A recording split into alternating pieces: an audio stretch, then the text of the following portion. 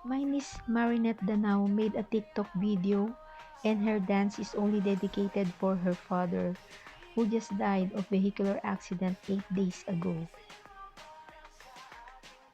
Marinette is only 28 years old and born August 18, 1992. God made her father's life complete when she was born.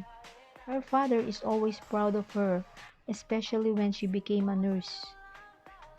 Marinette's father is my brother, who is very loving and always supports his daughter's talents and ambitions.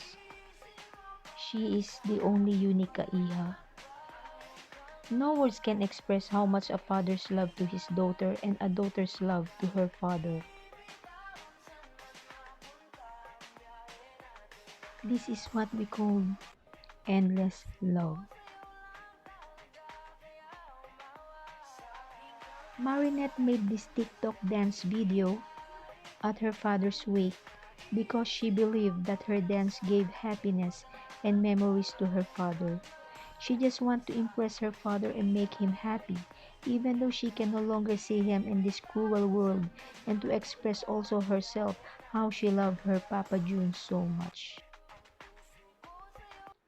The lesson learned in this video is that if it wasn't for our parents, none of us would be where we are today.